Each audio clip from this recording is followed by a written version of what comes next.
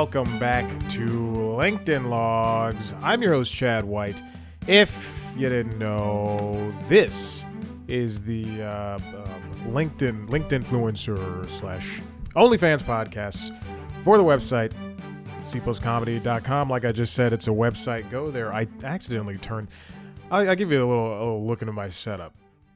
So I have this Zoom H6 recorder that I purchased with my money a couple years ago, and it's really helped with the production of like News Time, which is our premier entertainment business news show, the Daily Show, except we're less bad, on youtube.com/cpluscomedy, and the other podcasts like the Constitutionals, which is the premier podcast for the website cpluscomedy. Like I just said, it's a website. Go there, and this LinkedIn Logs episode 11. And the Zoom is great. I love it so much. There's a new version, Zoom H8. Can't afford it. I'm going to keep the H6, and it does what I need it to do.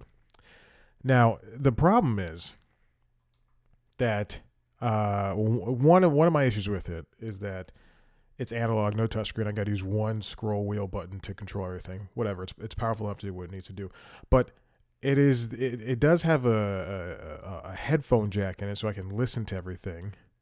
But I do not have a separate DAC to plug in the Zoom into and use that for the headphones, which I need, so I can just control the volume of that, because otherwise I'm turning up the volume on the device itself, and it is making it louder, but only to a degree, to a little point. So what I'm saying is, get me money so I can buy a Scarlett. so I can use that as a outside. I think that's what's called a DAC. I can just plug in the headphones. It's a really expensive, like a $200-$300 system just to plug in. It doesn't record. It just makes you able to hear yourself better. That's pretty much it. Anyway, episode 11. Here we are recording. I genuinely cannot hear myself. Now I have to turn it up to 90. I'm at 90 now. Jeez Louise. Okay, what do we got going on here? Well, my unemployment is running out. That's a very true fact. And now I'm in desperate need for a job, which last week I had no idea it was running out, and I was still kicking it into overdrive, high gear, as they say. Maybe I should just become... I'm on Indeed right now, and I'm looking at... It is suggesting, because at one point... I did look into FBI. It is suggesting FBI jobs.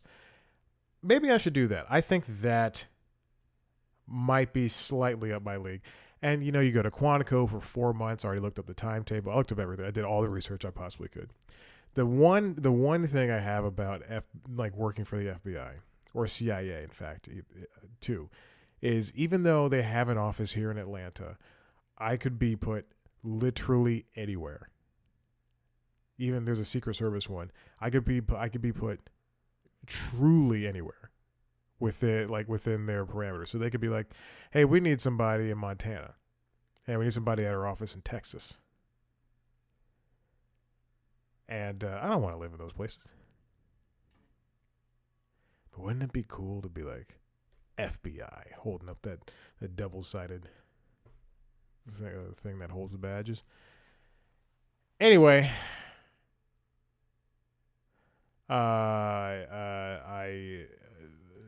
desperate. We're in attack mode. We've been in attack mode, but now we're in desperate attack mode.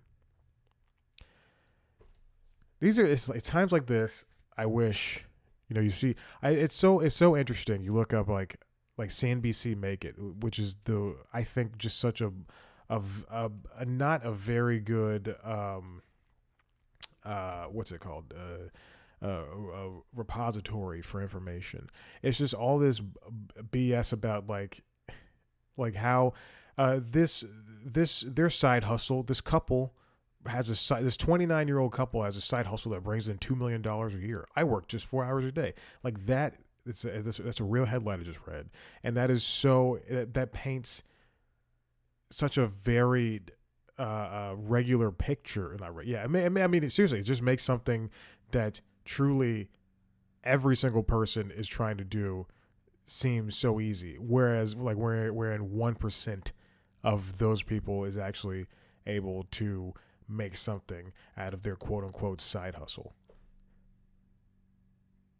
Anyway, and I mean, it also just it's so stupid.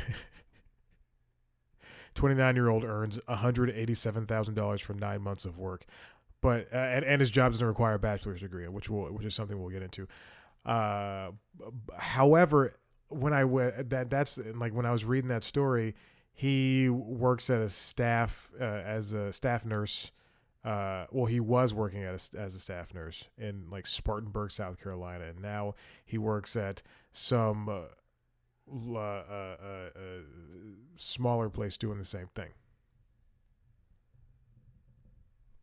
Travel nurse, and not everybody wants to do that. Some people want to do the things and are only capable of doing the things they want to do. This guy wants to be a nurse. Let him be a nurse forever. Some people working as clerks in the medical field, like checking people in, but their real dream, their real passion is, I don't know, real estate. Some person might be working real estate for a little bit in order to open a restaurant. It's anyway. Okay, what's going on? Oh, that was I prepared a bit apparently. Let's talk about this first thing. In office politics. I don't feel comfortable. I could do like jokes on the other two podcasts, but this doesn't work. Every time I'll give you a hint. Every single time that I have topics underneath like the episode number and what's going to happen in the episode, but I have like a list of topics, and a lot of them are like kind of jokey topics, and I just can't bring myself to do them for a podcast where I'm trying to get a job. Whereas I will do like I'm not afraid to do a bit on here, just concerned. Okay. Now I was talking to someone about this morning, and this is why I feel comfortable now doing this topic. Whenever I start a job, here I'll do this. I'll say this.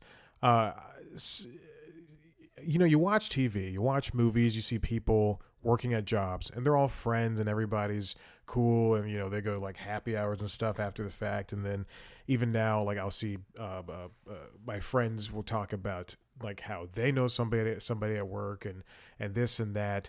I've never had the luxury of that. Now, like not since with the exception of working in restaurants, I've never had the luxury of people like wanting to tell me about their lives, but B, hang out outside the office. And that's not a joke, and that's not it's not without a lack of trying.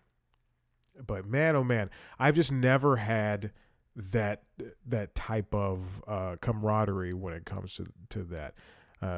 Now, when you're at a restaurant, you're with people for 6 hours, or so, and you're running around, and then you're hanging out in the back, and you're talking smack about your tables, which does happen.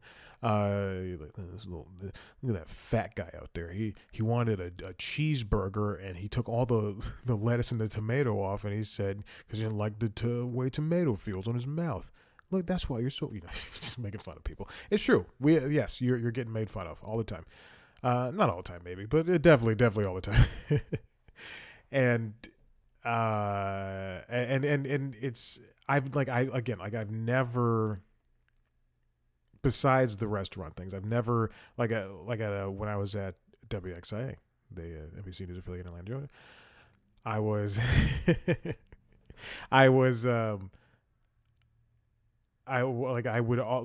those.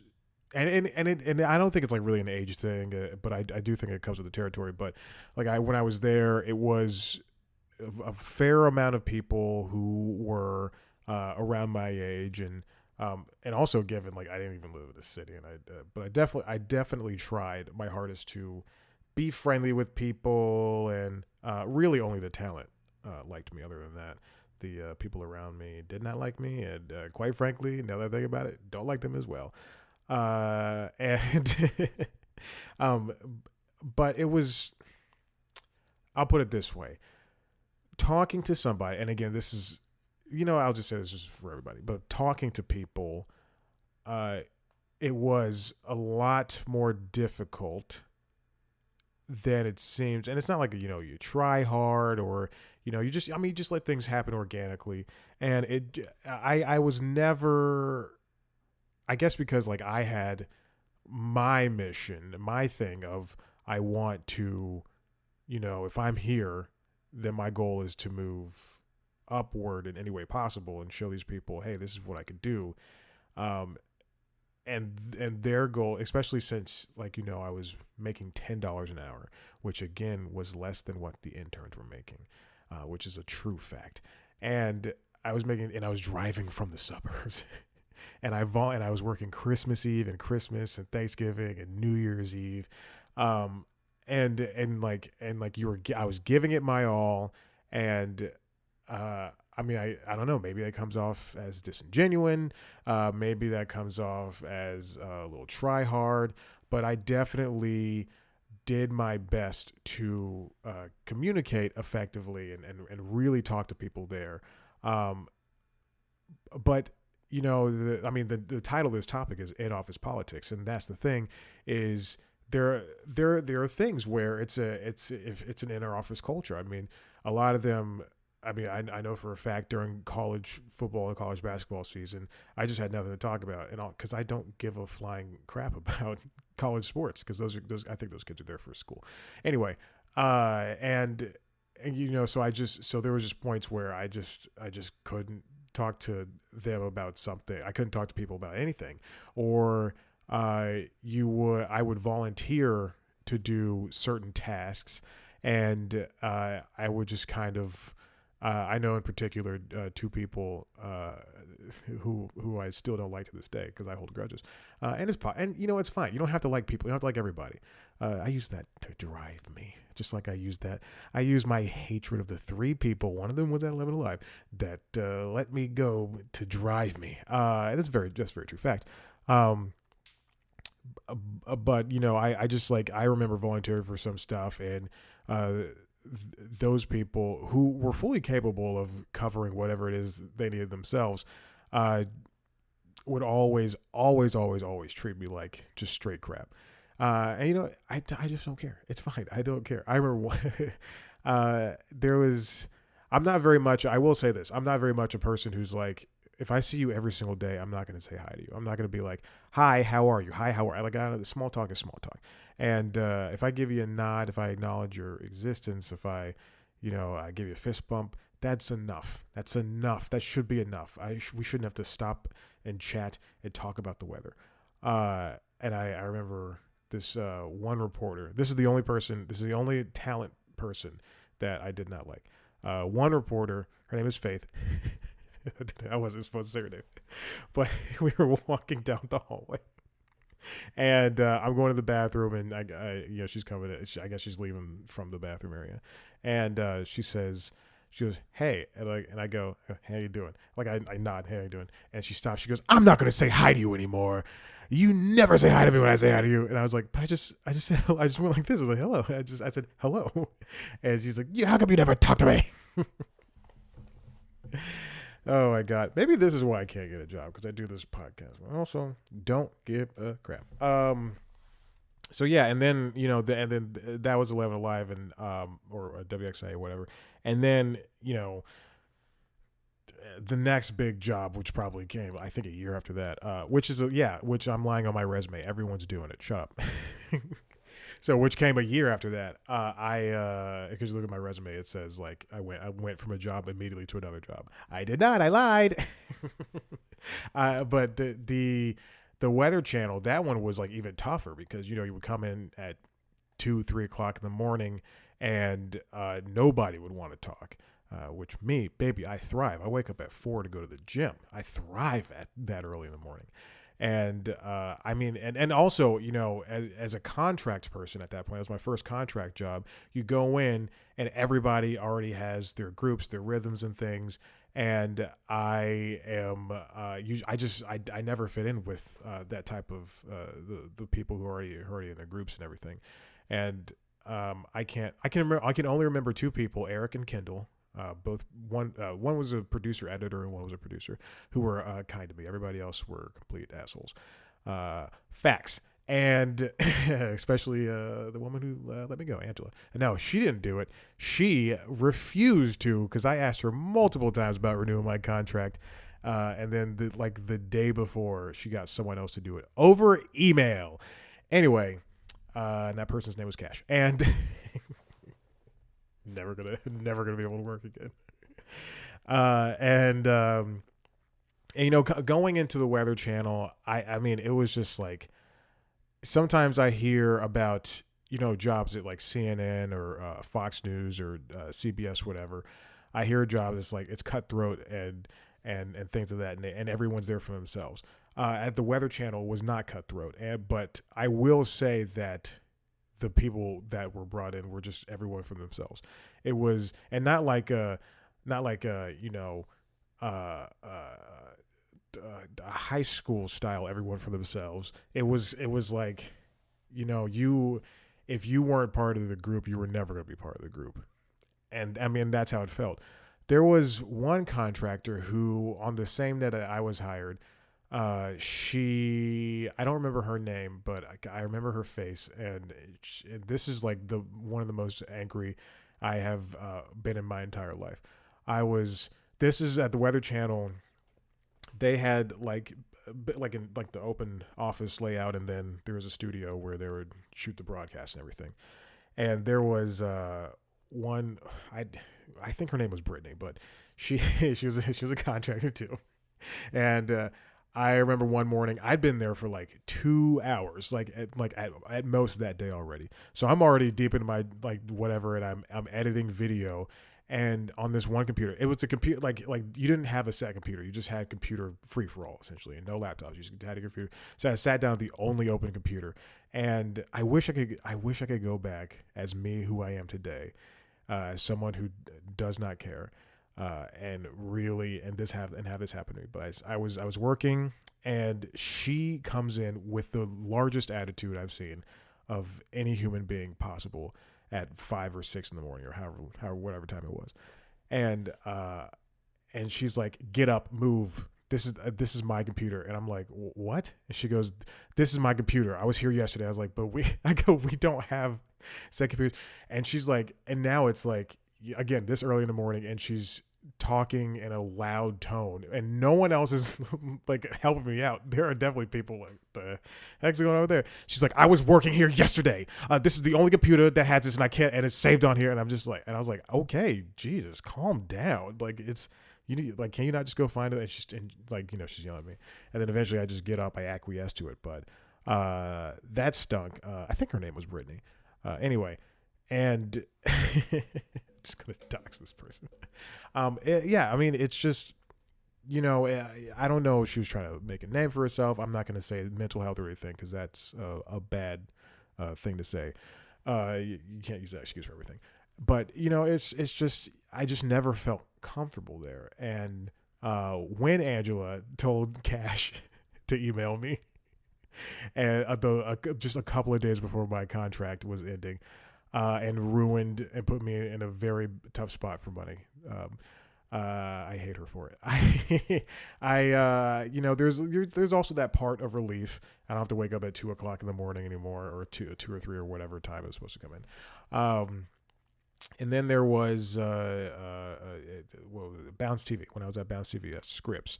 That was older people, and I was never going to be able to find with the exception of, like, you know, the people in the marketing and social department that were upstairs, or in the newly formed news department, which was hiring 22-year-olds and giving them, you know, cushy $60,000-$70,000 a year jobs when I'm earning 40, and I'm taxed, it's 25. That one was hard to, like, even find anybody to relate to, because it was you know, quite frankly, a lot of older jaded people who had come from CNN and Warner and stuff, and they're like, yeah, I was there for 40 years, and they laid me off. I'm like, well, you got paid. I mean, you got severance. I don't know what you're complaining about, and that you got severance, and now you're at this job that where you're during the pandemic working from home and complaining about getting stipends for the internet. So what's your problem? Whereas I'm coming into the office and making literally a quarter as much as you. Anyway, and then Ebony let me go from that. A week after I asked her about getting a raise. Anyway, and then Phil let me go from WXIA because he's a turd. But then when I got to Warner, it was a good mix of people, and it felt like a place, even though my contract was not renewed, and I blame David Zaslav for that, but it was David Zaslav is the head of Discovery, and they bought Warner Brothers. I blame nobody else. I blame David Zaslav because he doesn't know how to run a company. And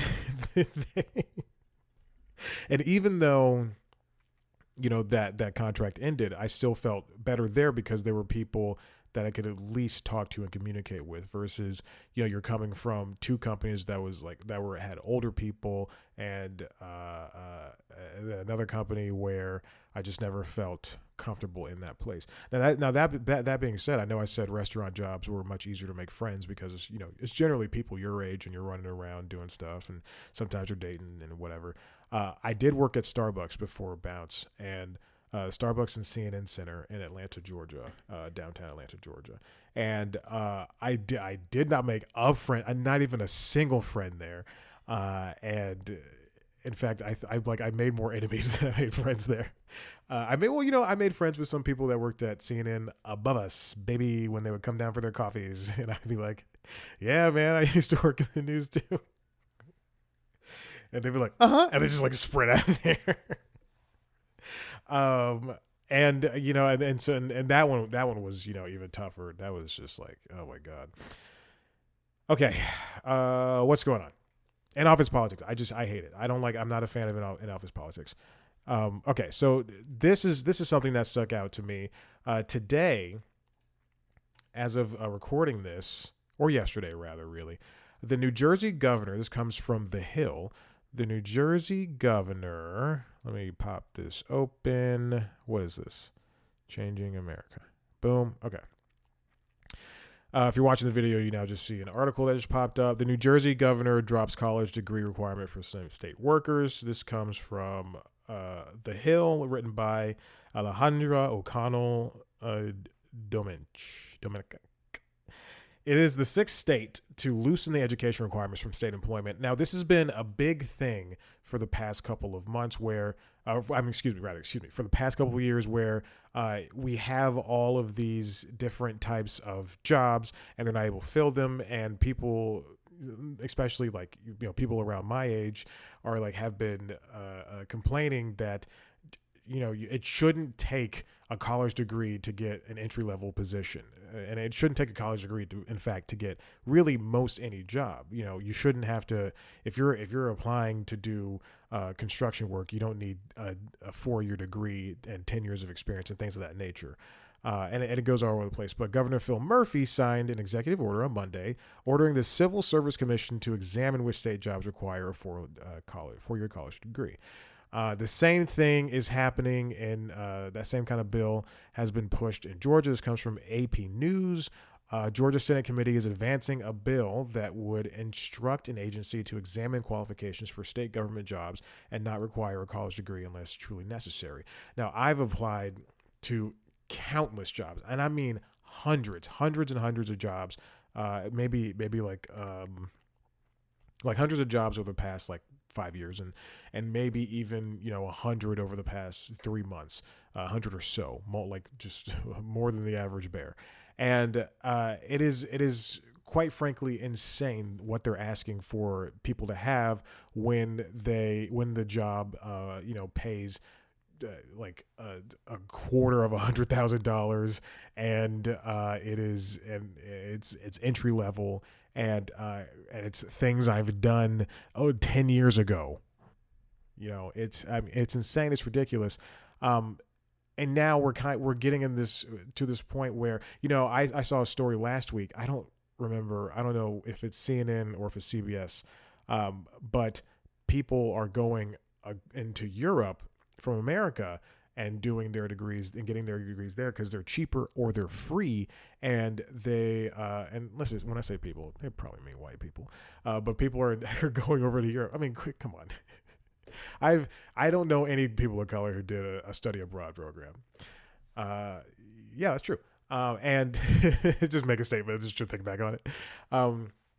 And yeah, that has to be one, like, maybe, like, I mean, it's easier to spend however much, I don't know how much to go to Europe, like $600 to go to Europe and live there for 4 years or 2 years or however long, and then come back and say, I've got a civil engineering degree from University of Ireland, and well, they definitely don't have any colored people over there. The University of England or whatever, Sussex, and it only cost me 12 pence. I don't know what money is. Yeah, it's these are things that we need to continue to push and really just look into, because that it shouldn't take this much. It shouldn't take you spending in my case $100,000 or $50,000 to go to a school to get a degree, and then to basically not be able to use it because a job wants you to have a better one, or a job is asking for the world when it comes to all of this.